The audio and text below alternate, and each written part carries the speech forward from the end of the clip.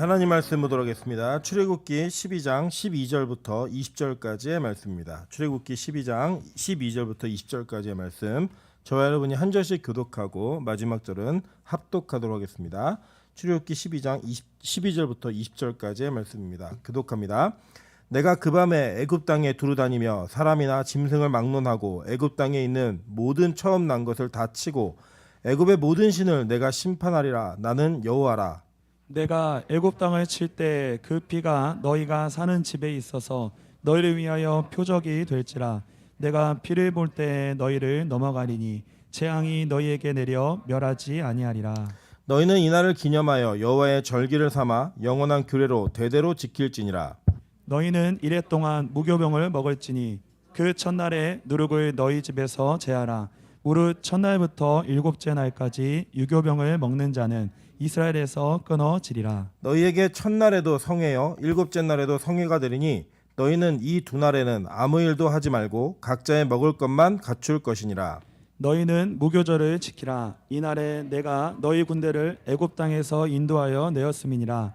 그러므로 너희가 영원한 규례로 삼아 대대로 이날을 지킬지니라. 첫째 달 그 달 열 나흘날 저녁부터 21일 저녁까지 너희는 무교병을 먹을 것이요. 이래 동안은 누룩이 너희 집에서 발견되지 아니하도록 하라. 무릇 유교물을 먹는 자는 타국인이든지 본국에서 난 자든지를 막론하고 이스라엘 회중에서 끊어지리니. 합독합니다. 너희는 아무 유교물이든지 먹지 말고 너희 모든 유하는 곳에서 무교병을 먹을지니라. 아멘. 여기 주변에 있는 분들을 보고 이렇게 한번 인사하도록 하겠습니다. 당신 때문에 괜히 기쁩니다.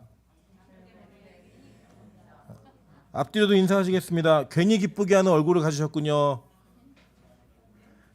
네, 괜히 기쁘게 만드는 얼굴을 가지셨습니다, 여러분. 그냥 보기만 해도 기쁨을 줄 수 있는 그런 은혜가 우리 교회 가운데 가득했으면 좋겠습니다. 네, 오늘은 출애굽기 12장 12절부터 20절의 말씀을 가지고 떡 사세요라는 제목으로 하나님 말씀 증거하도록 하겠습니다. 우리 이 땅에 사는 동안에 하나님께서 주시는 말씀은 우리 인생을 이끌어가는 것으로 역할을 우리에게 합니다. 그래야지만 우리 인생이 하나님의 걸음에 맞추어서 걸을 수 있기 때문입니다.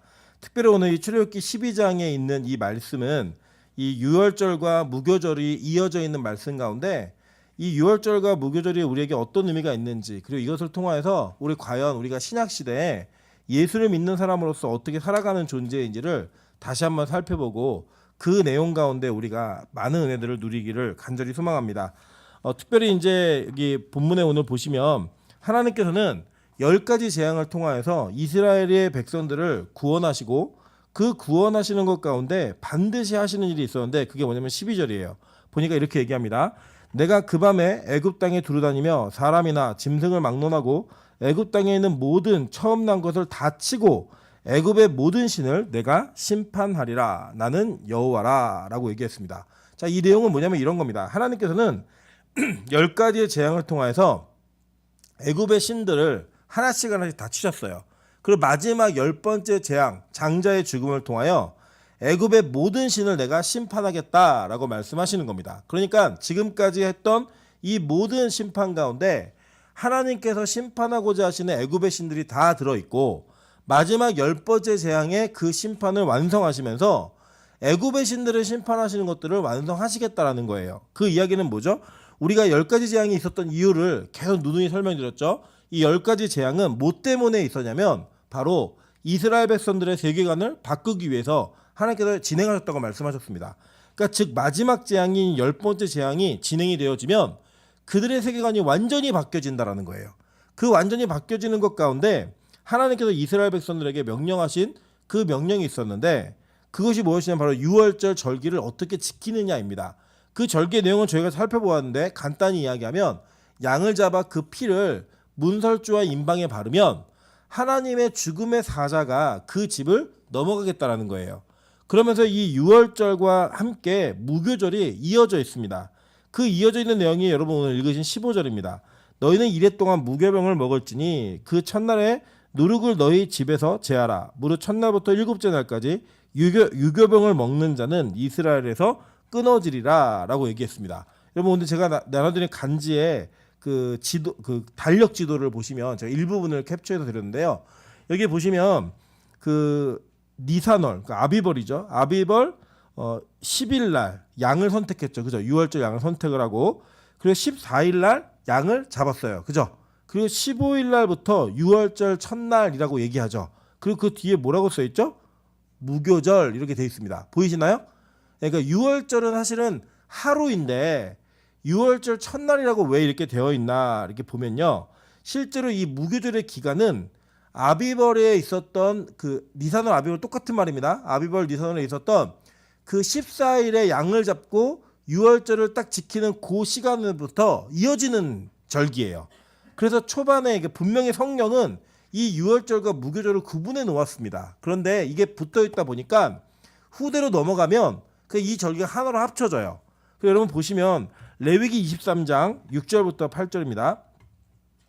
이달 15날은 여호와의 무교절이니 이래 동안 너희는 무교병을 먹을 것이요 그 첫날에는 너희가 성회로 모이고 아무 노동도 하지 말지며 너희는 이래 동안 여호와께 화제를 드릴 것이요 일곱째 날에도 성회로 모이고 아무 노동도 하지 말지니라 라고 얘기했어요. 그러니까 레위기 23장에 보니까 무교절은 구분되어 있죠. 그죠?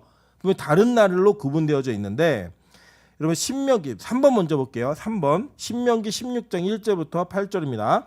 아비벌을 지켜 내 하나님 여호와께 6월절을 행하라. 이는 아비벌에 내 하나님 여호와께서 밤에 너희를 애굽에서 인도하여 내셨습니다. 여호와께서 자기의 이름을 두시려고 택하신 곳에서 소와 양으로 내 하나님 여호와께 6월절 제사를 드리되 유교병을 그것과 함께 먹지 말고 이래 동안은 무교병 곧 고난의 떡을 그것과 함께 먹으라. 이는 내가 애굽 땅에서 급히 나왔음이니 이같이 행하여 내 평생에 항상 내가 애굽 땅에서 나온 날을 기억할 것이니라.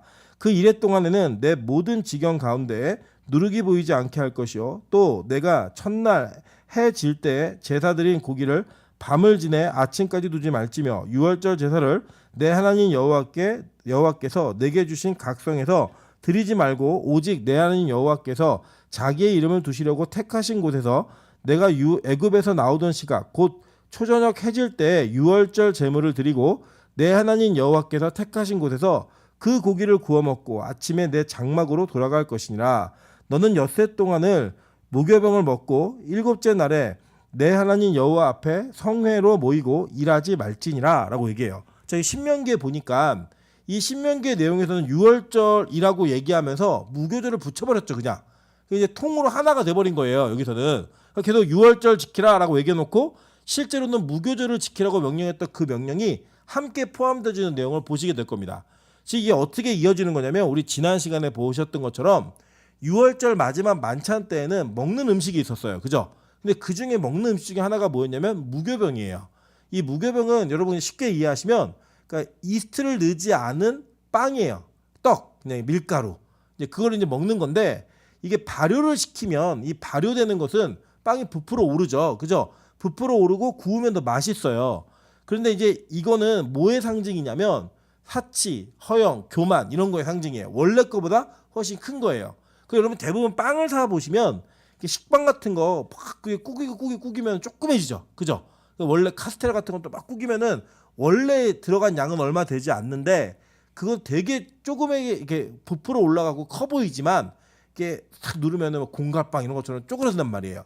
그래서 이제 이 유교병은 뭘 상징했냐면 교만, 자기보다 더 큰 사치, 허영 이런 것들을 상징하는 것들로 쓰여져 있었어요. 대신에 이제 이 무교병은 맞자라고 얘기했죠. 맞자. 이거는 그냥 아무것도 넣지 않는 순수한 이제 떡이에요. 떡. 이게 빵, 떡. 우리 이제 옛날 성경에는 이거를 이제 떡으로 많이 번역을 했는데 왜 그러냐면 사실은 빵이 맞아요. 빵이 맞는데 왜 떡으로 했냐면 우리 한국적 번역을 하다 보니까 우리나라 사람들은 초기 이제 1930년대 이때는 빵이 없잖아요. 근데 우리는 뭐가 있었죠? 떡 문화가 있었죠. 떡 문화가. 그래서 떡으로 번역하면 잘 이해할 수 있었기 때문에 떡으로 번역을 한 겁니다. 그러니까 잘 이렇게 교차해서 들으시면 돼요. 그거는. 자, 어쨌든 그렇게 절기에 그걸 먹음으로써 6월절부터 최후의 그 6월절 만찬을 하면서부터 무교절로 이어지는 거예요. 말씀드렸죠. 유대인들은 6시, 그러니까 해가 딱 지면, 그러니까 지는 시간이 하루가 바뀌는 시간이 달라져요. 계속. 왜냐면 해 길이가 달라지니까 해가 딱 지면은 다음 날이 시작되는 거예요. 그래서 이 6월절과 무교절은 그냥 붙여서 생각하셔도 아무 문제가 되지 않습니다. 유대인들이 이렇게 지키고 있으니까. 자, 그런데 이 사실 지금은 우리 기독교는 이런 절기를 지켜요, 안 지켜요? 안 지키죠, 그죠? 예, 여러분 무교절 지켜보셨어요? 예, 유월절 지켜보셨어요? 한 번도 안 지켜보셨죠? 예, 지키지 않아요. 지키지 않는 이유가 있어요. 이유가 뭐냐면 2번입니다. 골로새서 2장 16절부터 17절입니다. 그러므로 먹고 마시는 것과 절기나 초하루나, 이 초하루가 뭐냐, 월삭이에요. 초하루나 안식일을 이유로 누구든지 너희를 비판하지 못하게 하라. 이것들은 장래일의 그림자이나 몸은 그리스도의 것이니라 라고 얘기해요. 그러니까 몸은 그리스도의 것인데 그 그림자, 즉 예표로서 이런 절기나 월삭이나 안식일, 먹고 마시는 거, 뭐가 부정한지 뭐가 부정하지 않은지 이런 것들, 모든 것들이 다 예수를 모형하는 모형으로서 우리에게 예고편으로 주어진 거라고 이야기하는 거예요. 그런데 지금은 예수님이 오신 이유죠, 그죠? 그러니까 오셨을 때 이 모든 것이 실체가 이루어졌기 때문에 더 이상은 그 그림자를 지키지 않는 겁니다. 그래서 이 기독교, 우리가 믿는 개신교는 이 구약에 있는 절기를 지키지 않습니다. 그래서 여러분, 제가 이제 저희 교회가 9월 달부터는 월삭 기도회를 다시 시작할 건데 월삭이라는 단어 바꿀 거예요. 왜냐면 이제 그 어떤 의미냐면 그 잘못됐다 이런 의미가 아니고 우리가 오해하지 않게 만들기 위해서 한 달에 첫날을 새벽 기도를 할 겁니다. 저희가 할 건데 그 명칭만 바꿀 거예요. 이게 완전하게 이루어졌기 때문에 월삭은 우리가 지킬 게 아니에요. 사실은 구약의 내용들은 지키는 게 아닙니다. 그래서 이 구약은 뭔가 기념하는 거예요. 그럼 우리가 왜 이렇게 구약 성경을 보고 절기를 배우는가? 이건 뭐냐면, 자, 이 그리스도의 몸을 표현하는 그림자가 절기라고 얘기했어요. 그죠? 그래, 이 절기를 제대로 이해하면 뭘 이해할 수 있는 거예요? 예수를 정확하게 이해할 수 있는 거죠. 그러니까 여러분이 믿고 있는 예수 그리스도, 이 예수 그리스도를 고백하는 것은요, 여러분의 그 고백은 어떻게 이루어지고 완성되는 거냐면 다른 거 아니에요. 뭐냐면 여러분이 구약에 예언한 메시아, 즉 구약에 약속되어진 그 메시아가 예수인가 아닌가, 이거를 믿는가 믿지 않는가가 바로 여러분의 믿음을 결정하는 겁니다. 이게 왜 이런 논쟁이 있냐면 다른 게 아니고요. 그냥 초대교회로 돌아가시면 돼요. 예수의 제자들 있잖아요. 그 예수의 제자들의 시대에 그들이 예수를 메시아라고 믿었어요. 그죠? 반면에 바리새인들과 서기관들은 예수가 메시아라는 것을 부정했습니다. 그 이유가 뭐냐면 이 제자들은 구약 성경을 통하여 구약에 약속된 메시아가 지금 내 눈앞에 있는 예수이구나, 이걸 인정한 거예요. 반면에 사두개인들과 바리새인들은 우리가 구약 다 알거든? 구약 다 아는데 그 구약에 비추어 볼 때 너희가 믿는 예수는 진짜 예수가 아니야, 진짜 메시아가 아니야 라고 얘기한 거예요. 그래서 그것에 대한 기점을 분기점으로 하여서 예수 믿는 자와 믿지 않는 자가 생긴 겁니다. 그러니까 우리가 우리의 믿음을 제대로 이해하고 확신하고 확인하려면 구약에 약속되어진 메시아가 예수인가 아닌가를 확인하셔야만 되는 거예요. 그래야지만 우리의 믿음이 누구와 같은 믿음이 되는 거예요? 제자들의 믿음과 같은 믿음이 되는 거예요. 그러면 이 과정이 없이 그냥 예수를 믿으면 여러분에게 예수는 은행장이고 병원장이에요. 내가 기도하면 돈 주고, 기도하면 병 고쳐주고, 기도하면 무언가 이루는 내 도깨비방망이처럼 나의 소원을 들어주는 그런 신이 예수가 아니라는 거예요. 성경은 절대 그렇게 얘기한 적이 없어요. 그럼에도 불구하고 우리가 구약적 이해가 풍성하지 못하고 정확하지 못하기 때문에 우리가 믿고 있는 예수에 대한 개념을 정확히 바로잡지 못한 채 내가 예수 믿는다라는 거짓된 확신에 빠져서 그 예수가 진짜 예수가 아님에도 불구하고 내가 예수 믿고 있다고 착각할 때가 참 많다라는 겁니다. 그래서 여러분, 저는 이 무교절에 대해서 다시 한번 점검하고 배우면서 이 무교절의 이 의미가 나에게 어떤 의미가 있는 것이고, 오늘은 특별히 이 무교절을 통하여서 무교절의 그 지키는 경험한 자들이 이 땅 가운데서 어떤 삶을 살게 되는 것인가를 한번 깊게 살펴보고 나의 삶을 점검해보는 그런 시간이 되셨으면 좋겠습니다. 먼저는 이런 겁니다. 하나님은요, 이 유월절과 무교절을 지키는 그 사람들을요 택하셨어요. 그래서 완전히 부르신 거예요. 그럼 16절 본문 한번 보겠습니다. 본문 16절입니다. 16절, 17절 두 구절 보겠습니다. 자, 여러분 한번 읽어주실게요. 시작.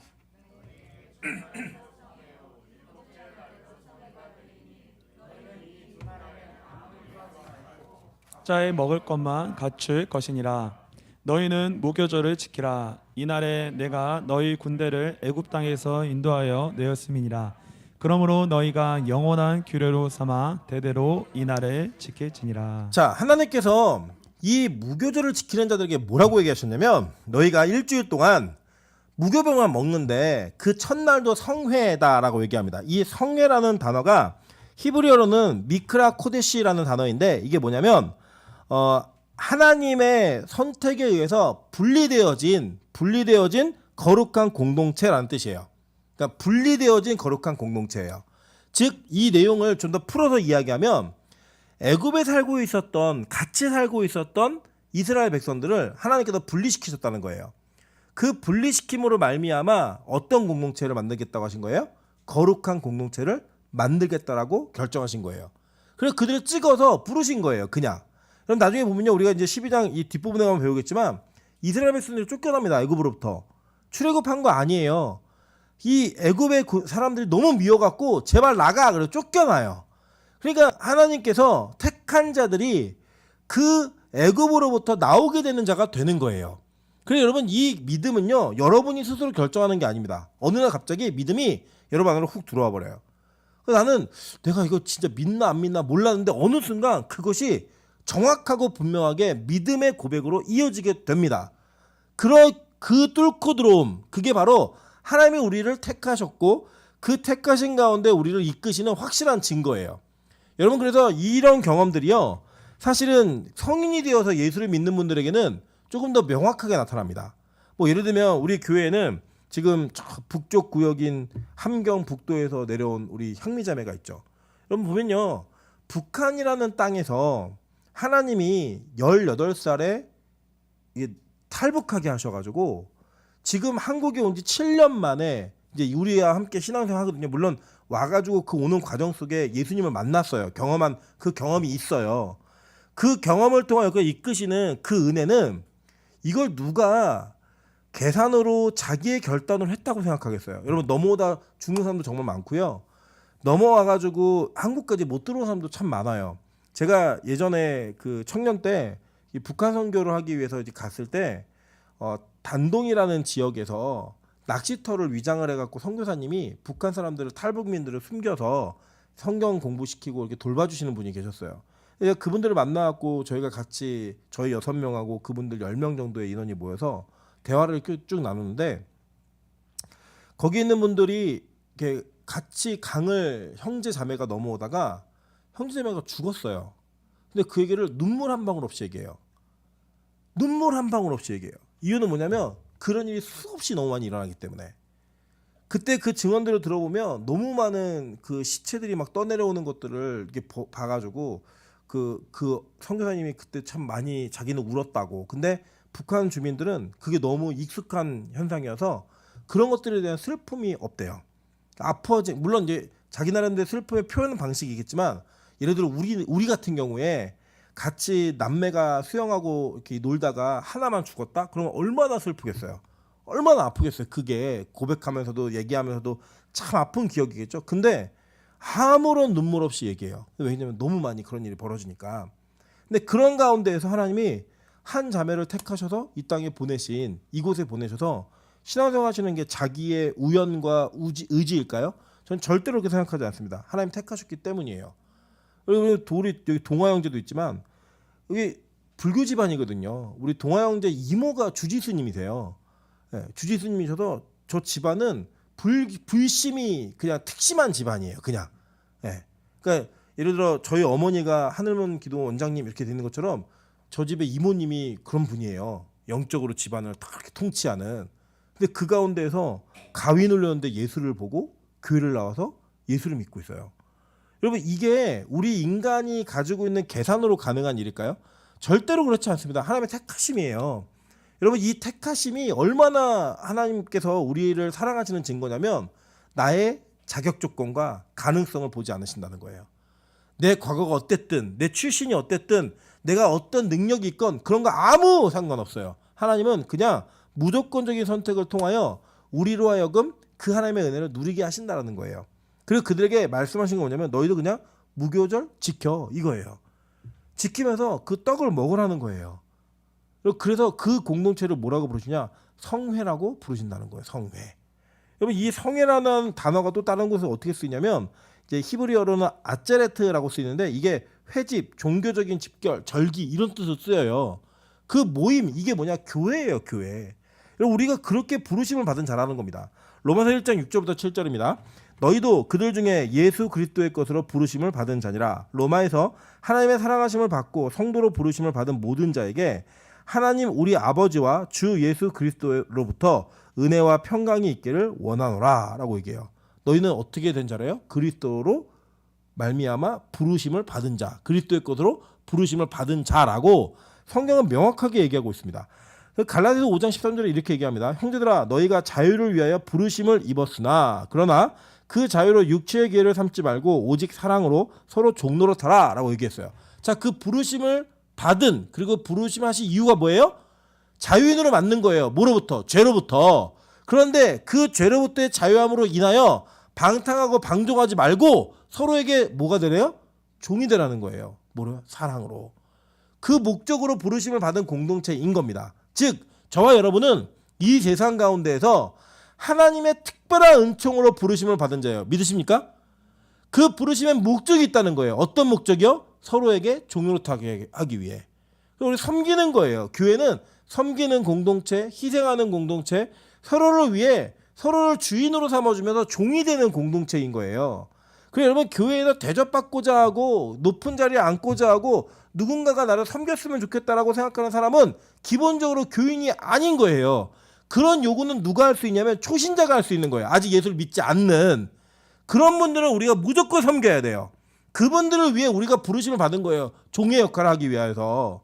그래서 여러분 그 시기가 지나고 나면요 우리는 이렇게 느끼는 거예요. 아, 이 교회 와보니까 참 나를 주인처럼 잘 섬겨주네. 그런데 그걸 계속 받다 보니까 와, 저렇게 사는 삶이 참 멋있구나. 나도 그렇게 살아야겠다라는 것이 나타나야 된다는 겁니다. 그래서 여러분 신앙의 연수가 오래되고 진짜 믿음의 연조가 깊어지면 우리는 더욱더 남에게 섬기는 모습으로 남의 종이 되는 모습으로 살아가는 공동체가 된다는 거예요. 그게 교회인 겁니다. 그래서 교회는요 누군가의 위에 서고 군림하고 남들을 찢어 누르고 세상처럼 내가 가지고 있는 것을 자랑하면서 남들보다 우위에 서라고 하는 공동체가 절대로 아니에요. 반대인 공동체예요. 반대인.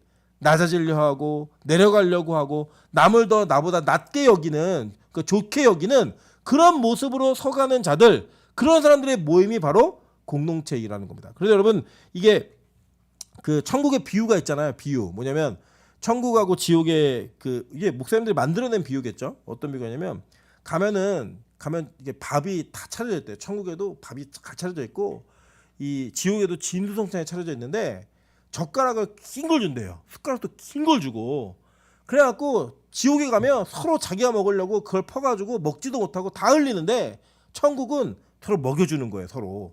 그래서 서로 배부르게 산대요. 그러니까 만들어낸 비유예요. 진짜 천국 그렇다는 게 아니에요. 그것처럼 천국이라는 공동체는 섬김의 공동체인 거예요. 그리고 우리 자기 자신의 몸과 마음과 물질을 희생해서 누군가를 섬기는 삶을 통하여 내가 진짜 거룩하게 부르심받은 공동체이라는 걸 확인하는 게 바로 무교절의 특징인 겁니다. 그래서 하나님은요 이렇게 얘기하신 거예요. 너네 성회다. 거룩한 공동체다. 거룩함으로 분리되어서 나온 공동체야 라고 얘기하시는 겁니다. 그래서 여러분 잘 이해하셔야 될 건 이겁니다. 우리가 예수를 제대로 믿고 우리 안에 진짜 영적으로 우리의 성장이 있으면요 세상에 나아가서 그 세상을 향해 복음을 외치게 되어 있어요. 우리 나중에 배울 거예요. 그런데 그 전에 반드시 필요한 과정이 뭔지 아십니까? 분리됨이에요. 그 분리됨이 없이는 절대 그렇게 살 수가 없어요. 요새 많은 사람들이 뭐 이렇게 지역사회로 들어가야 된다. 교회 역할이 세상에서의 빛과 소금이 되어야 된다. 뭐 이런 얘기 많이 하시죠. 저희는 빛과 소금 교회인데 여러분 제가 우리 작년부 성경 공부하면서 한번 말씀드린 적이 있는데요. 여러분 우리가 얘기하는 것처럼 빛과 소금이 이스라엘 백성들에게 그런 이미지로 박혔던 게 아니에요. 뭐 예를 들면 소금 있잖아요. 소금. 미국 사람들한테 소금 얘기하면 제일 먼저 떠오르는 게 뭔지 아십니까? 미국 사람들은 고혈압 이거 제일 먼저 떠올려요. 근데 지중해 있는 분들, 지중해 유럽에 있는 사람들에게 소금 그러면 제일 먼저 떠오르는 거는 썩지 않게 만드는 것 이런 거예요. 근데 유대인들에게 소금은 어떤 이미지였냐면 유대인들은요 이 소금 자체를 불쏘시개로 썼어요. 우리 왜 그 새우 소금구이 드셔보셨죠? 그거 할 때 반 뚜껑 덮어야 돼, 안 덮어야 돼요? 덮어야 되죠. 안 덮으면 어떤 일이 벌어져요? 막 소금이 막 여기저기 튀면서 막 뜨겁죠. 이 소금을 불을 지피는 데다 넣어가지고 이 불쏘시개처럼 썼어요. 이스라엘 백성들은. 그래서 세상의 빛과 소금이다라고 얘기하면 우리가 알고 있는 그런 이미지와 전혀 다른 이미지라고요. 그렇듯 이 세상에서 우리가 무언가 뭐 섬기고 희생하고 이런 거 다 좋습니다. 그런데요, 그 전에 반드시 분리됨이 있어야 돼요. 그 분리됨은 뭐냐? 세상으로부터 떨어져 나와서 내가 진짜 이 세상의 원리로 사는 게 맞나 안 맞나를 확인하고 나의 삶을 세상의 원리가 아닌 다른 삶으로 살겠다라는 결단과 각오하는 훈련의 기간이 있어야 됩니다. 이스라엘 백성들 몇 년 걸렸는지 아세요? 40년 걸렸어요. 40년. 이런 40년 동안 이스라엘 백성들이 어떻게 먹고 살았죠? 하늘에서 내리는 만나와 메추라기를 한 거예요. 예굽에서는 그들이 어떻게 살았죠? 노동하며 살았어요. 자기 일을 해서 내 수고로 먹는 것을 내 힘으로 먹었다라고 얘기했던 그 백성들의 세계관을 바꾸시고 그 바꾼 세계관으로 체험하는 삶의 현장을 보여주신 거예요. 40년 동안. 너희가 먹고 사는 것은 니들 힘으로 먹고 사는 거 아니야. 하나님의 뜻으로 하나님의 힘으로 먹고 사는 거야. 이거를 모세부터 모세 이하 200만이 되는 그 모든 백성들에게 다 경험하게 하신 거예요. 그러고 났더니 그들이 영적 군대가 되더라는 거예요. 여러분들 놀라운 사실이 뭔지 아십니까? 오늘 본문에 보시면요, 아직 출애굽도 하지 않은 백성들에게 17절에 보니까 이렇게 얘기해요. 너희는 무교절을 지키라. 이날에 내가 너희 뭐를요? 뭐예요? 한글 뭐예요? 군대를 애굽 땅에서 인도하여 이렇게 얘기해요. 벌써 하나님이요 이 노예 집단을 뭐로 대우하세요? 군대라고 불러주는 거예요. 군대라고. 무교병을 먹고 무교절을 지키라라고 얘기한 그 연이어서 나온 내용이 뭐냐면 너희들 군대라는 거예요. 군대. 여러분 이게 얼마나 중요한 표현이냐면 이런 겁니다. 우리가 이렇게 이스트를 넣은 빵, 그러니까 발효를 시킨 빵은요 금방 썩어요, 안 썩어요? 상해요, 안 상해요? 안 상하게 하려면 방부제를 넣으면 돼요. 근데 이때 당시에 방부제가 없잖아요. 그러니까 이 빵은 상해요, 안 상해요? 금방. 곰팡이가 금방 나죠. 안 상하는 게 아니라 이스트를 넣어서 곰팡이를 넣어서 구운 빵은요 반드시 곰팡이가 금방 납니다. 바로 먹어야 돼요. 그럼 뭐는 금방 안 상해요? 무교병은 금방 상하지 않아요. 발효를 시키지 않았기 때문에. 뭐냐면 여러분 예를 들면 겉절이 김치 담을 때 겉절이 하시면 그냥 겉절이에서 그냥 먹으면 생배추잖아요 사실. 그런데 이게 그냥 묵은지가 되면 어떤 일이 벌어져요? 쉬고 또 이 묵은지를 겉절이 하다 갖다 넣으면 어떤 일이 벌어져요? 금방 또 다 같이 쉬어버리죠. 그죠? 그래서 이 곰팡이가 생긴 거는 곰팡이라고 하면 먹는 게 좀 그러니까 발효된 거는 바로바로 이 발효가 금방 되기 때문에 이걸 보관해서 멀리 가지고 다닐 수가 없어요. 바로바로 먹는 거지. 근데 이 무교병은 보관이 가능해요, 안 가능해요? 가능하다는 거예요. 그래서 하나님께서는 이 무교절을 지키라라고 얘기하면서 무교병을 먹는 자들에게 너희들 군대라고 얘기하셨어요. 그게 뭐냐? 이게 바로 전투식량인 거예요.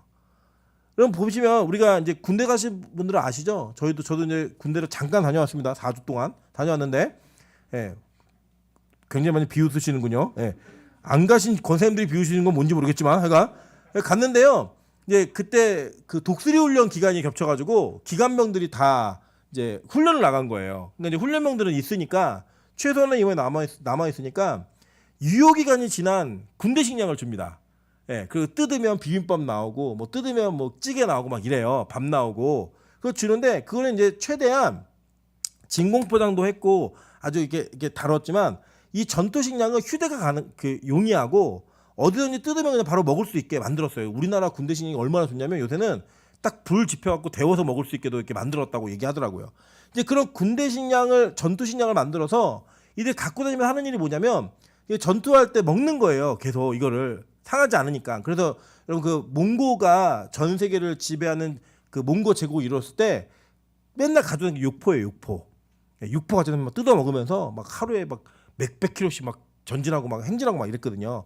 그런 것처럼 이스라엘 백성들에게 이 무교절을 지키라고 얘기하면서 그 백성들을 군대로 대우해 주신 거예요. 군대로. 여러분 명심하십시오. 교회는 분리되어진 거룩한 공동체인데 동시에 군대예요. 우리의 목적은 싸움을 위해 하나님께서 부르셨어요. 여러분 이스라엘 백성들을 40년 동안 훈련시키신 이유가 뭔지 아십니까? 그들을 거룩한 분리된 공동체로 만드는 것도 맞아요. 근데 종국적으로는 그 공동체가 가나안 땅에 들어가서 가나안에 있었던 이방인들과 뭐 하기 위해서? 전쟁하기 위해서예요. 그래 민수기에서 민수기 1장과 민수기 26장에 사람의 숫자를 세는데 그 숫자를 왜 세죠? 20세 이상의 싸울 수 있는 자, 전투병을 세는 거예요. 전투병을. 여러분 교회는 본질적으로 군인으로 부르심을 받은 자들이에요. 그래서 이 군대에 부르심을 받은 자들은 군대에 소속된 군인으로서의 삶을 살아야 된다고 성경은 얘기하고 있는 겁니다. 출애굽기 6장 26절에 이렇게 얘기합니다. 이스라엘 자손을 그들의 군대대로 애굽 땅에서 인도하라 하신 여호와의 명령을 받은 자는 이 아론과 모세요라고 얘기해요. 그러니까 애초부터 군대로 부르심을 받은 거예요. 이 백성들이 아직 노예인데. 출애굽기 12장 40절부터 42절입니다. 이스라엘 자손이 애굽에 거주한 지 430년이라 430년이 끝나는 그날에 여호와의 군대가 다 애굽 땅에서 나왔은즉 이 밤은 그들을 애굽 땅에서 인도하여 내심으로 말미암아 여호와 앞에 지킬 것이니 이는 여호와의 밤이라 이스라엘 자손이 다 대대로 지킬 것이니라 라고 얘기해요. 이게 유월절 무교절과 연결되어 있는 내용인 거예요. 이게 군대로 부르시는. 그리고 여러분 신약에서도요, 성경에서 우리는 하나님의 군대라고 얘기합니다. 빌립보서 2장 25절이에요. 그러나 에바브로디도를 너희에게 보내는 것이 필요한 줄로 생각하노니 그는 나의 형제요 함께 수고하고 함께 군사된 자요 너희 사자로 내가 쓸 것을 돕는 자라 라고 얘기합니다. 디모데후서 2장 1절부터 4절입니다. 내 아들아 그러므로 너는 그리스도 예수 안에 있는 은혜 가운데서 강하고 또 내가 많은 증인 앞에서 내게 들은 바를 충성된 사람들에게 부탁하라. 그들이 또 다른 사람들을 가르칠 수 있으리라. 너는 그리스도 예수의 좋은 병사로 나와 함께 고난을 받으라. 병사로 복무하는 자는 자기 생활에 얽매이는 자가 하나도 없나니 이는 병사로 모집한 자를 기쁘게 하려 함이라 라고 얘기합니다. 여러분 그래서요 성경은요 우리에게 기본적으로 우리가 부르심을 받은 이유가 공격적인 병사의 존재라고 이야기해요. 여러분 그래서 에베소서 5장 6장에 나오는 전신갑주를 읽어보시면요 우리가 후퇴할 때 쓰는 무기는 하나도 없어요. 전진할 때 쓰는 방어도구와 전진하면서 싸우는 도구만 있을 뿐이지 등을 보호하는 무기가 없습니다. 공격적인 존재라는 거예요. 우리 지지난주에도 우리 이주환 목사님 설교하면서 그런 내용 얘기하셨죠. 마태복음 16장에 음부의 권세가 이기지 못하리라 라는 그 문장은 원어적으로 해석하면요 지옥의 문이 견디지 못하리라예요. 그러니까 성도는 어떤 존재냐? 지옥의 문을 공격하는 존재인 거예요. 교회는 지옥의 문을 깨부수는 존재인 거예요. 그러면 음부의 권세가 견디지 못하고 무너진다는 거예요. 여러분 교회는 본질적으로 군사 공동체입니다. 여러분 그래서 구세군이라는 그 교단 아시죠? 거기 가면 다 계급을 얘기해요. 계급을 집사 권사 이런 거 아니고 거기 뭐 그 뭐라 그러죠? 잊어버렸는데 군대로 얘기해. 군대 용어로 해서 계급장을 줘요. 계급장을. 목사에게도 사관이라 그래서 이렇게 그 계급장이 달려 있어요. 그 우리 성이 있는 것처럼 그 정신이 있는 거죠. 정신. 여러분 이게 이런 거예요. 고린도후서 10장 3절부터 5절에 보면 이렇게 얘기합니다. 우리가 육신으로 행하나 육신에 따라 싸우지 아니하노니 우리의 싸우는 무기는 육신에 속한 것이 아니요 오직 어떠한 견고한 진도 무너뜨리는 하나님의 능력이라 라고 얘기해요. 모든 이론을 무너뜨리며 하나님을 아는 것을 대적하여 높아진 것을 다 무너뜨리고 모든 생각을 사로잡아 그리스도에게 복종하게 하니 라고 얘기해요. 그러니까 이 시대에 살고 있는 모든 이론들, 사람들이 살고 있는 모든 생각들, 그 생각들에 높아진 것들을 다 무너뜨리는 무기가 뭐예요? 바로 교회의 본질적 사명이고 하나님께서 10가지 재앙을 통해 이스라엘을 바꿔주신 세계관이라는 거예요. 여러분 그래서 그리스도인 공동체는요 이 세상에서 세상이 원하는 대로 사는 존재가 아닙니다. 세상이 원하는 대로 세상이 요구하는 대로 살아가는 존재가 아닌 거예요. 그래서 여러분 우리가 이제 어떤 자녀들을 가르칠 때에도 그런 기준을 가지셔야 돼요. 야 너네 세상에서 이렇게 하면 성공할 수 있어. 그거 왜 몰라요? 다 알죠. 그냥 다 널려져 있는 노하우인데 다 공개되어 있는 노하우잖아요. 할 수 있느냐 없느냐 그거 실행의 능력에 달려있는 거지 추구할 수 있는 그 목표점은요 이미 다 공개되어 있어요. 어떻게 하면 성공할 수 있는지. 그래도 여러분 그 성공을 위해 돈 버는 거 아니에요? 그 성공을 위해 좋은 학교 보내고 좋은 교육 받게 하고 좋은 것들 이루어가기 위해 좋은 사람 만나려고 노력하는 거 아니에요? 그게 여러분 이게 현실에 벌어지는 일이에요. 여러분 근데 그리스도인들은 그걸 아는데 우리가 가지고 있는 믿음과 세계관이 그걸 뛰어넘는 거예요. 그래서 그 이론을 무너뜨리고 그 이론을 파하고 견고한 진을 무너뜨리는 그 삶을 살아가는 게 그리스도인의 공동체의 모습이라고 성경 우리 가르치는 겁니다. 그래서요 아는 거예요. 내가 아는데 부정한 방법으로 돈을 벌지 않겠다예요. 내가 알고 있는데 하나님 것을 더 우선순위로 여기겠다는 거예요.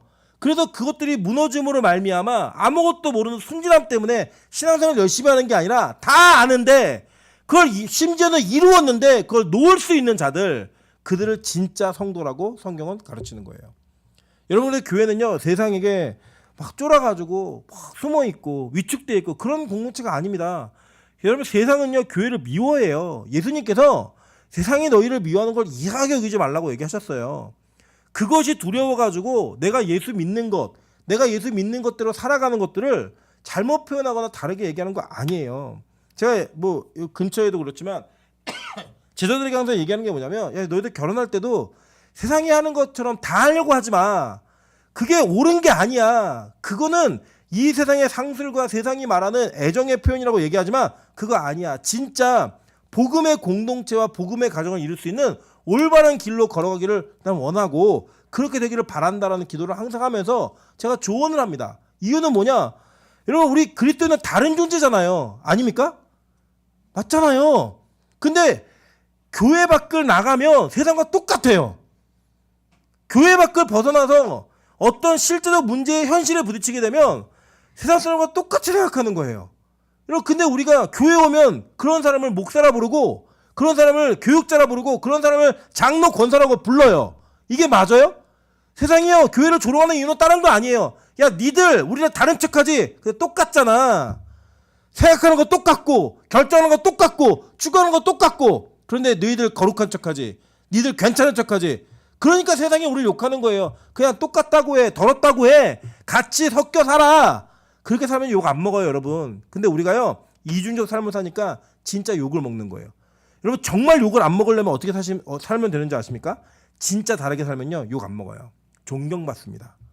진짜 여러분, 정말 다르게 살면요 존경받아요.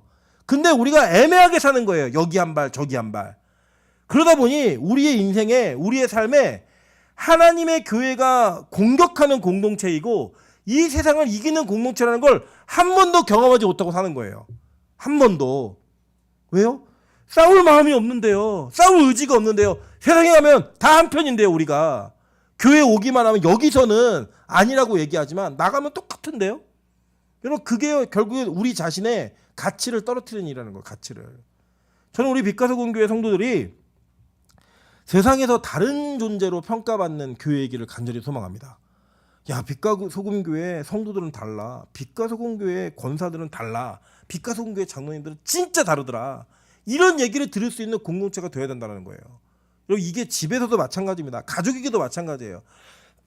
우리 아내는, 우리 남편은, 우리 자녀는, 우리 부모님은 다른 기준으로 살아가는구나. 다른 것들을 원하며 살고 있구나. 이 세상에 요구하는 것들과는 다른 길을 걸어가면서 우리에게 정말로 복음을 주기 위해 노력하고 있구나. 이걸 보여주셔야죠. 여러분, 제가 한번 말씀드린 적 있잖아요. 진짜 우리 교단 안에 있는 교회인데 되게 유명한 교회예요. 제가 이렇게 들으면 몇몇 분들은 그 교회 이렇게 아실 거예요. 근데 그 교회 목사님 아들이 제가 청년 간사로 있었던 교회에 왔어요. 왔는데 이 아이가 자기 예수 안 믿는다는 거예요. 이거 왜 안 믿니? 그랬더니 우리 아버지의 이중적인 삶을 얘기하면 아무도 믿을 수 없대요. 자기는 그 예수를 믿을 수가 없대요. 심지어는 그 교회는 아니면 다른 교회 장로님 아들이 와가지고 우리 아버지가 고등부 부장인데 고3 아이들 교회 나오라고 얘기하면서 자기는 학원 보내더래요. 그래서 자기는 그렇게 말하는 우리 아버지를 장로로 세운 이 교회를 믿을 수가 없다는 거예요. 여러분, 그런 얘기 들을 때 제가 할 말이 없어요. 뭐라고 말을 해야 될지 모르겠어요. 뭐라고 얘기를 해줘야 될지 모르겠는 거예요. 왜? 우리가 그렇게 살았는데요. 그렇게 보여줬는데요. 그걸 보고 안 믿겠다는 사람들을 어떻게 우리가 얘기를 해요? 우리의 삶을 아는 사람들인데. 여러분, 교회는요 이 세상과는 전혀 다른 가치를 갖고 사는 존재들인데 그걸 못 살아내니까 교회가 힘이 없는 거죠. 진짜 그렇게 살면요 힘 있습니다. 진짜 그렇게 살면요 당당할 수 있어요. 진짜 그렇게 살면 세상으로부터 비난받지 않아요. 오히려 존경받는다니까요. 와, 진짜 그리스도인이구나, 진짜 목사구나, 진짜 장로구나, 진짜 권사구나, 존경받아요, 진짜로. 여러분, 저는 우리 빛가소금교회가 이 세상에서 거룩하게 구별되어진 군사 공동체가 되기를 주님의 이름으로 축원합니다. 그 싸울 줄 아셔야 돼요. 이 세상과 부딪힐 줄 아셔야 되고요. 세상과 충돌할 줄 아셔야 되는 거예요. 동시에 우리가요 이렇게 부르심을 받아 나갔을 때는요, 우리는 이 이스라엘 공동체가 이렇게 부르심을 받아 나갔을 때 그들이 갔던 길이 뭐냐면 광야예요. 광야. 그 광야에서 무슨 짓을 했냐면요, 여러분 이런 표현이 딱 맞는 표현이에요. 땅거지였어요. 땅거지. 저희 어렸을 적에 땅에 떨어진 거 주워 먹는데 땅끄지라 그랬거든요. 땅에 과자가 뭐 떨어져 주워 먹으면 땅끄지래요. 땅끄지를 계속 놀렸거든요, 걔를. 근데 이스라엘 백성은 다 땅끄지였어요. 그 뭐 먹었어요? 만나 먹었잖아요. 만나 어떻게 먹었어요? 아침에 나와고 땅에 떨어진 만나 주웠고요. 매출하게 어떻게 먹었죠? 집 문 열고 나와가지고 땅에 떨어진 고기 주워 먹었어요. 그게 그들의 인생이었습니다. 왜 그랬을까요? 하나님께서 그들에게 하나님의 방법대로 사는 걸 알려주셨는데 그 알려주신 삶이 무슨 삶이었냐면 나그네의 삶이었어요. 농사는 누가 짓는 거냐면 정착한 사람이 짓는 거예요. 농사를 옮겨다니면서 짓지 못해요. 자기 땅이 있어야 되고 자기의 소유가 있어야지만 농사를 지을 수가 있어요. 근데 이 출애굽을 한 이스라엘 백성들이 어떻게 살았냐면 계속 옮겨다녔어요. 하나님의 구름이 옮겨다니면서 멈추면 멈춰있고 가면 출발해요. 그래서 성경을 읽어보시면 길게 머물 때 3년 머물러 있는 거예요. 그냥. 그 농사도 못 져요. 왜 못 지냐면 뭐 씨를 뿌리고 막 했는데 구름이 뜬다? 그러면 가는 거예요. 그냥. 어떻게 지어요? 여러분 예를 들어서 여러분 월세로 사는 집에 인테리어를 뭐 월세로 한 1억에 200만 원짜리 월세를 사는데 인테리어로 2천만 원, 3천만 원, 4천만 원 한다. 그래서 사람들이 그걸 뭐라고 얘기하죠? 바보라 그러죠? 그죠? 전셋집을 내가 5천만 원 들여서 전체를 다 리모델링 한다. 이게 맞아요? 상식적으로? 맞지 않잖아요. 무슨 집만 투자하는 거예요? 내 집에만 투자하는 거죠. 그 집은 주인한테 해달라고 얘기하는 거죠. 고장이 나도 주인 보고 고쳐달라고 얘기하는 거죠. 내 집은요. 내 돈 들이니까 내가 최선을 다해서 고치는 거죠. 여러분 농사는요 자기 땅이었으면 지을 수가 없는 거예요. 하나님이요 백성들 못 짓게 했어요. 그래서 구름이 일정 기간 앞으로 예고하는 것도 아니에요. 야 앞으로 2년 동안 머물러 있을 거야. 이것도 아니에요. 그냥 머물러 있다가 어느 날 쑥 떠서 나가면 밤이어도 그냥 가는 거예요. 애들 깨워가지고 들쳐갖고 그냥 가는 거예요. 어쩔 수 없이. 그 가는 인생을 하나님은 3일, 작을 때 3일이에요. 3일. 3일 만에 뜨는 거예요. 그냥. 막 짐 풀고 막 텐트 세우고 성막 다 지었는데 3일 뒤에 뜬다. 그러면 에이씨 그러면서 걷는 거예요. 그냥. 얼마나 싫겠어요 여러분. 네. 저희 어머님 그 취미가 장롱 옮기기거든요. 장롱 옮기기. 아 정말 제가 지금은 잘 안 시키시는데 청년 때에는 그렇게 장롱 옮기게 하셨어요. 그 옮겨놓고 마음에 안 든다고 또 옮기재요. 그 이틀 뒤에 또 장롱 옮겨요. 3층에 있던 걸 2층으로, 2층에 있던 걸 1층으로, 1층 걸 3층으로 올리면 나중에 막 화가 나서 어머니 다 결정하시고 그리고 얘기해 주세요. 이렇게 얘기하면 저희 어머니가 그렇게 얘기하셨어요. 구름도 아무 때나 떴어. 그리고 그게 우리 나그네 인생이라고요. 우리 인생. 여러분 하나님이요. 여러분 그냥 오늘 와 그럼 가시는 거예요. 예. 근데 우리가 이 땅에 왜 투자를 이렇게 많이 하고 왜 이렇게 열심히 벌이냐면 이 땅이 영원할 것 같고 이게 내 거인 것 같은 거예요. 근데 여러분 그 어렸을 적에 땅 따먹기 해보셨죠? 쉬는 시간에 땅 따먹기 점심 열심히 하고 있는데 땡땡땡 종 치면 흑구 다 가요. 왜요? 내 땅 아니니까. 그냥 남의 땅에서 장난친 거예요. 그냥. 지금 우리가 그 일을 하고 있는 거예요. 이 땅에서. 그래서 나그네의 삶을 사는 거라고 성경 우리에게 너무 명확하게 얘기하고 있습니다. 신명기 16장 3절입니다. 유교병을 그것과 함께 먹지 말고 이래 동안은 무교병 곧 고난의 떡을 먹으라는 거예요. 고난의 떡. 이는 내가 애굽 땅에서 급히 나왔음이니 이같이 행하여 내 평생 항상 내가 애굽 땅에서 나온 날을 기억할 것이니라. 여러분 이스라엘 백성들이 애굽 땅에서 영원히 살 줄 알았어요.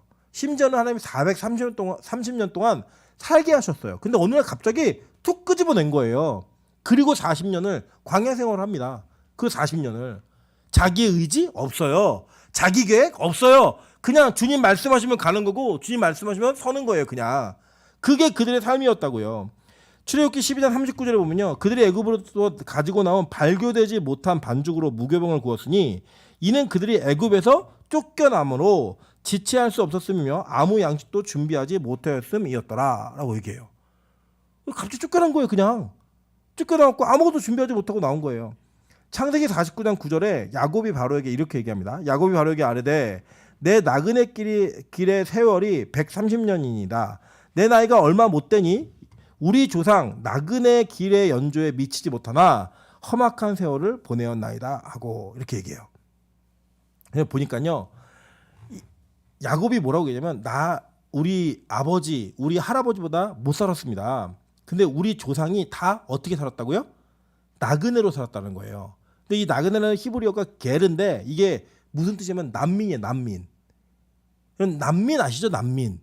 나라가 없어져가지고 헤매는 사람들. 나라가 완전 망가지고 이렇게 완전히 갈 수 없는 통제가 안 되는 치안이 없는 곳이 돼가지고 그냥 다른 나라에 망명을 신청하는 그 사람 난민이라고 얘기해. 난민. 나는 나라가 없습니다. 날 좀 받아주세요. 나는 이 땅이 내 나라가 아닙니다라고 인정하면서 사는 사람들을 난민이라고 얘기하죠. 근데 야곱이 그 표현을 쓴 거예요. 우리 아버지도 우리 할아버지도 난민이었습니다. 그리고 나도 난민의 삶을 살고 있습니다. 이 얘기하는 거예요. 예수님의 제자들에게도 이렇게 얘기하셨어요. 마태복음 10장 9절부터 15절입니다. 너희 전대에 금이나 은이나 동을 가지지 말고 여행을 위하여 배낭이나 두버롯이나 신이나 지팡이를 가지지 말라. 이는 일꾼이 자기의 먹을 것을 받는 것이 마땅함이라. 어떤 성에나 마을에 들어가든지 그 중에 합당한 자를 찾아내어 너희가 떠나기까지 거기에서 머물라.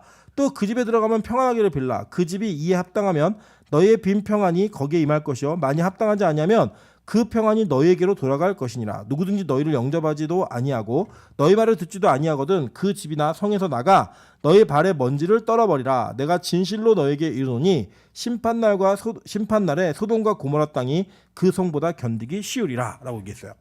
자, 예수님이 제자들에게 뭐라고 말씀하신 거냐면, 야, 니들 평생 홈리스로 살아.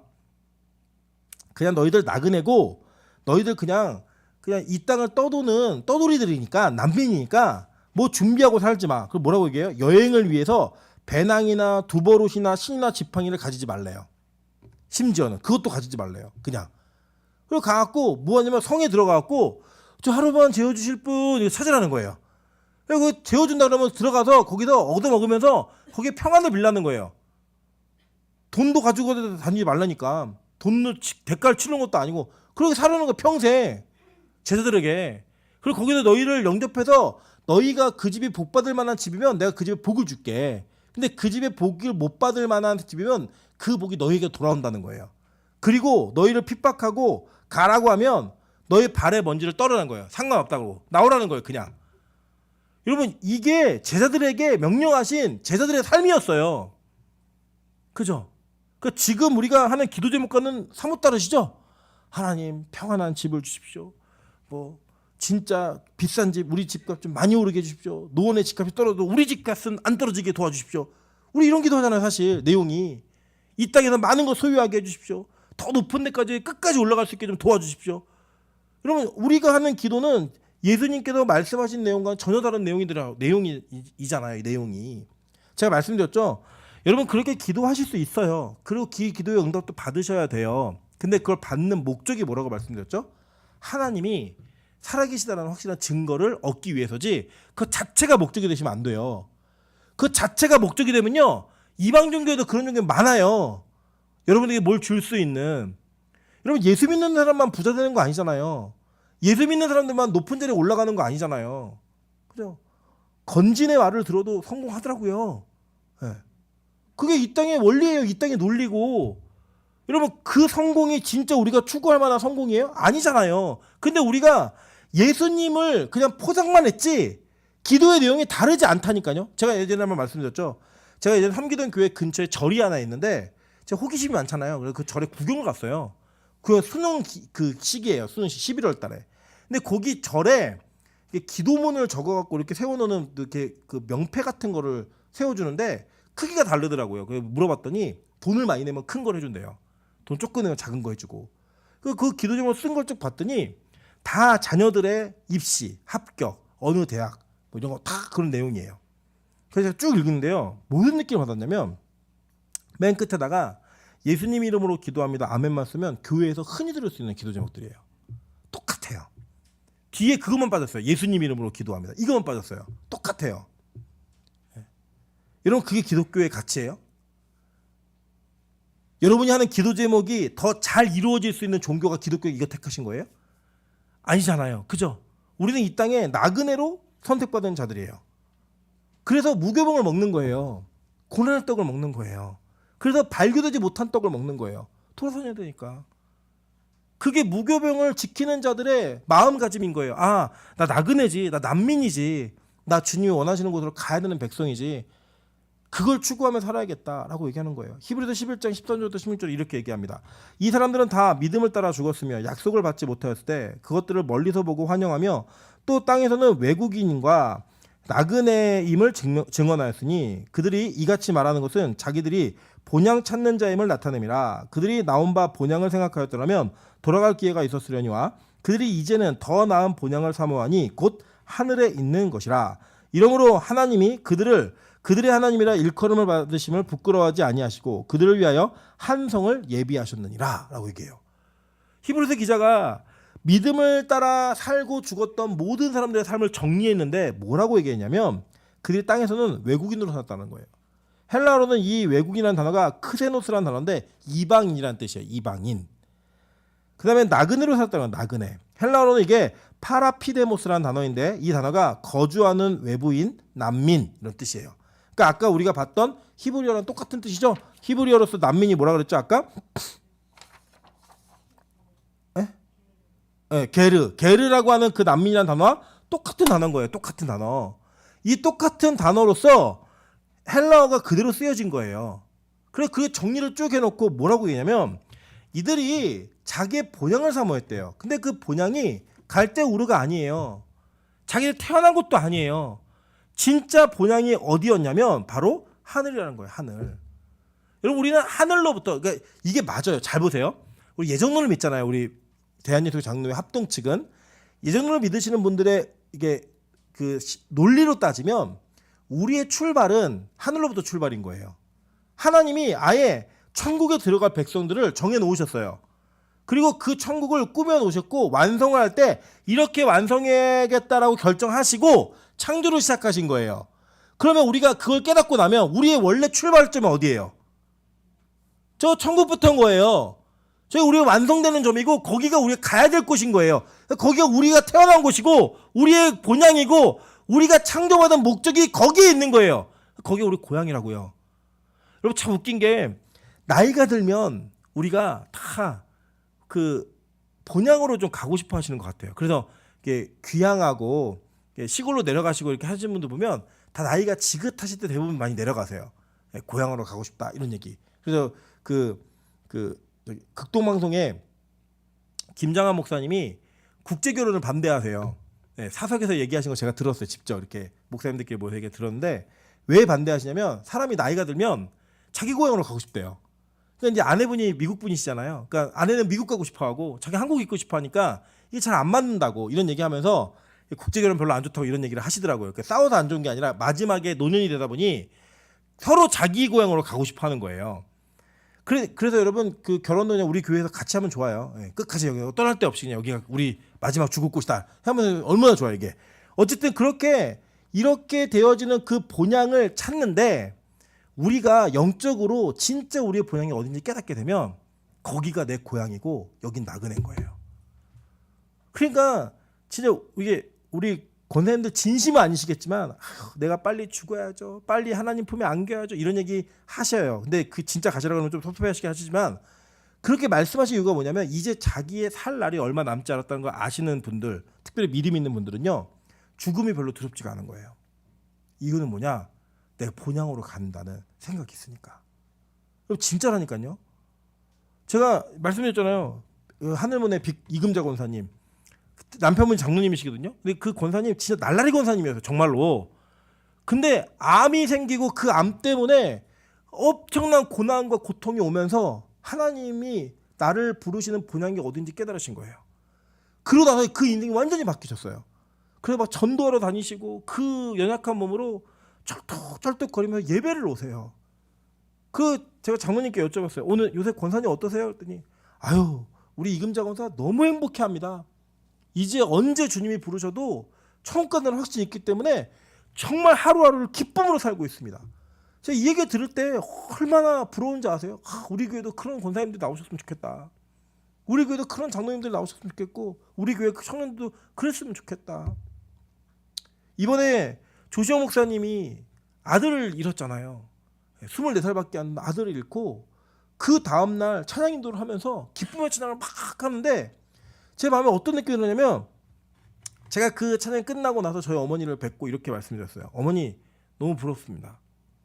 너무 존경스럽습니다.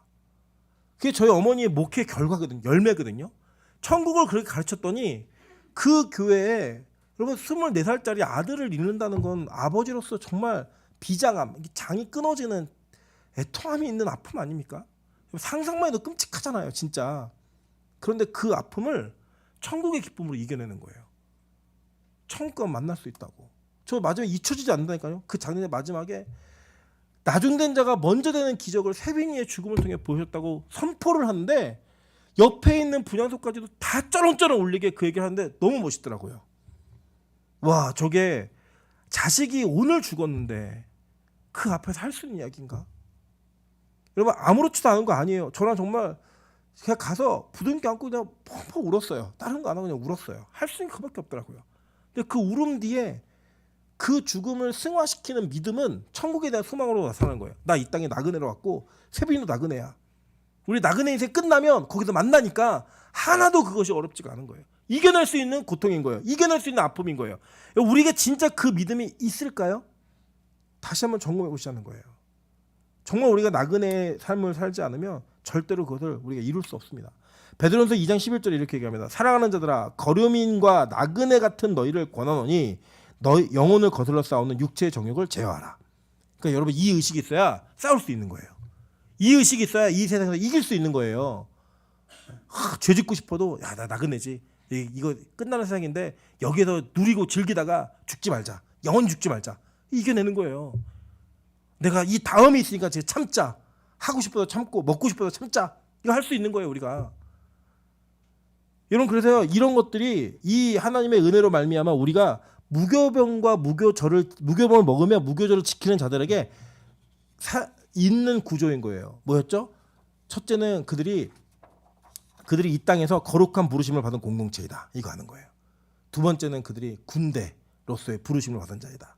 세 번째로 나그네로서 난민으로서 사는 자이다. 이거 아는 거예요.